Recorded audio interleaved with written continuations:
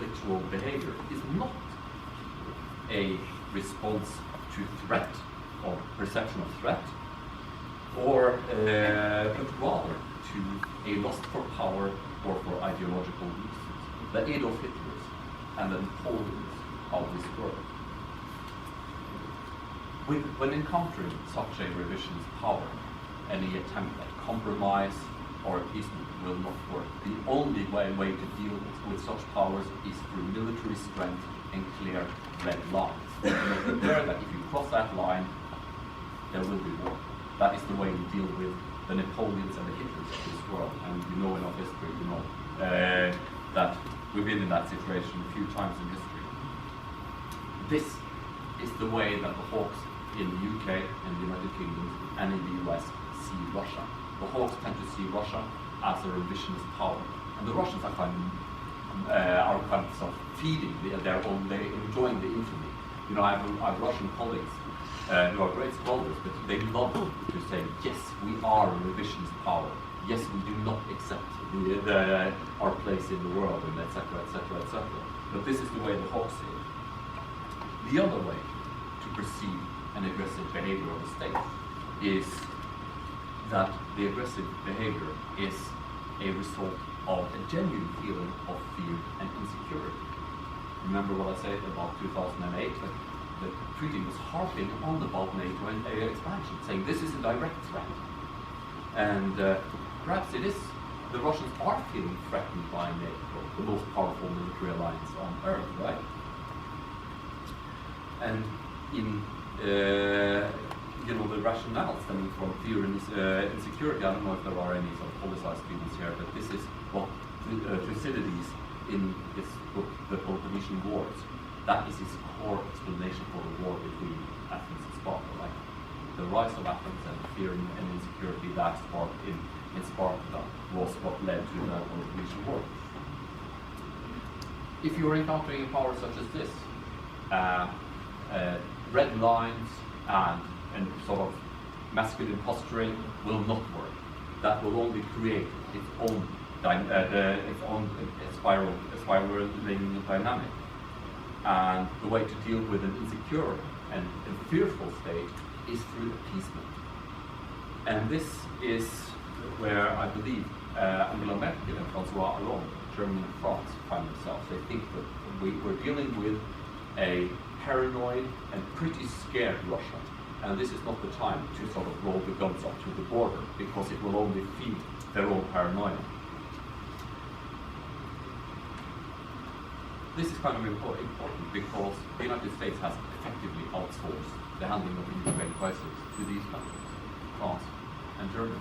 It was France and Germany that signed the so-called Minsk Accords on the 11th of February in 2014 with 2015,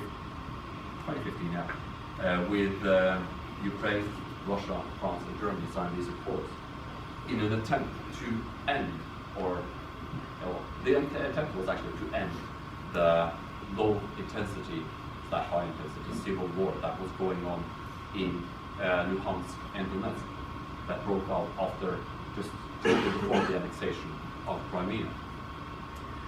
Well, you know, like, if you were so inclined, and we've seen that in a couple of occasions in the United States, that somebody get really upset and they take their assault rifle and they say, I have just declared the Republic of blah blah, and I will defend it against federal occupation. And we all know how that ends, right? So why didn't it end like that in Ukraine? The Ukrainian army is poorly equipped, poorly trained, and poorly led, but it still has armored cars and tanks and guns. And it should be really, not, you know, some armed insurgents shouldn't be a match for the Ukrainian army. Well, here Russia comes into play again. You know, these regions here. Every time it looked like the Ukrainian army was going to break through and rout the insurgents, suddenly this ran into fierce and stiff and very professional opposition. And again, the little green men of Russia. Norwegian intelligence has argued that the Russians were actually using the theater as a training ground where they were rotating in different corps and soldiers to give them a taste of the action. Because for periods, this was an incredibly intensive and bloody conflict. The Minsky Corps has so far been able to make this conflict less violent, but it hasn't returned the provinces to the central authority of Kiev. And in that sense, Russia has maintained a hand around Ukraine's neck, because as long as the Ukrainians are not controlling their own territory, they won't become members of anything. They won't be members of the EU or of NATO or of anything. As a matter of fact, this is going to continue to destabilize Ukrainian politics, right? If you don't control your own country, you can't stage proper elections, etc., etc., etc. And this seems to be where we have been headed since the Minsky Accords, towards another frozen conflict in Europe, where Ukrainians are only partially in control of their own country.